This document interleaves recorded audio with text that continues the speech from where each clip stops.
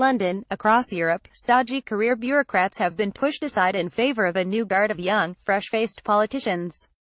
In the last year alone, France, Ireland, Estonia, and now Austria, where the 31-year-old Sebastian Kurz is poised to take power, have elected leaders under the age of 40.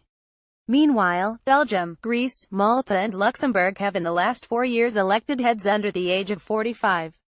Growing unhappiness with establishment politicians is driving the wave of youthful energy across the continent, said Susie Dennison, senior policy fellow at the European Council on Foreign Relations think tank.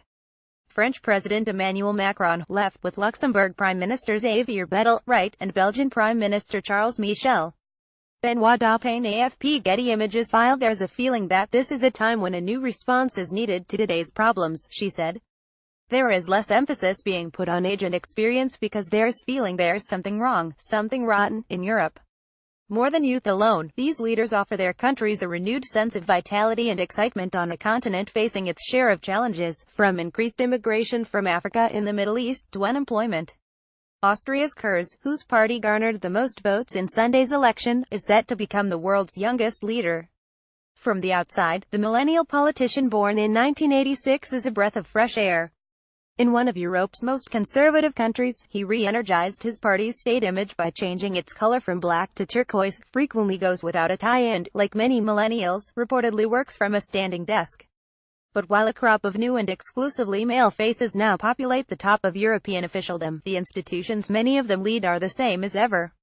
Kurz, for example, leads one of Austria's oldest parties and ran on a platform featuring right-leaning policies. It's precisely this mix of youth and tradition that may make these new leaders palatable to the electorate, analysts say. The leaders elected this year are far from inexperienced and were well known by the electorate before their campaigns. Kurz in 2013 became Austria's youngest ever foreign minister and hosted negotiations on the 2015 Iran nuclear deal. Ireland's Prime Minister Leo Varadkar, who is currently Europe's youngest leader, as well as Emmanuel Macron, France's youngest ever president elected in June at the age of 39, also held high ministerial positions before leading their political parties. In a sign of the changing times, Varadkar's election marked several significant firsts for the predominantly Roman Catholic country. He's the country's first openly gay prime minister, the youngest to hold the office, and the first Irish leader of Indian descent. The rise of social media has changed the dynamics of politics, said Stefan Lane, a visiting scholar at the think tank Carnegie Europe, who lives in Vienna. Politics has become much faster and much less predictable. Young people are better at dealing with this new dynamic than old established politicians. New Hope. The relative youth of Europe's new leaders stand in direct contrast to the continent's aging population, where the median age is 42.6, more than 4 years older than the US, but it signifies a renewed interest in, and enthusiasm for, politics. The emergence of youthful figures in positions of power gives hope to young Europeans who may have seen politics as a no-go zone, said Michael Kotakis, director of the 1989 Generation Initiative at the London School of Economics University, which aims to involve young people in politics.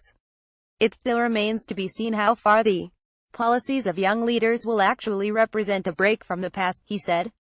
Defying the trend for young leaders are Germany and the UK, where recent elections kept the old guard in power. There are, however, questions on how long that will last. Both Germany's Chancellor Angela Merkel and the UK's Theresa May were re-elected with much smaller majorities than expected. On Monday, Germany's most popular paper, The Bild, asked why they don't have a young leader like Kurz. Meanwhile, May, whose leadership has looked shaky since June's election, is beset by constant rumors of a putsch in her Conservative Party. One of her potential successors is 38-year-old Ruth Davidson, the leader of the Conservatives in Scotland, who is engaged to a woman. Despite what seems to be a growing trend for younger leaders, older politicians are still very much involved in governing and setting the agenda. In Austria and elsewhere, powerful people, mostly men, in the party remain powerful, said Lane. They will want to have an imprint on substantive policies. Then being young may not help as you may be outmaneuvered. Running a campaign is one thing and actually governing is another.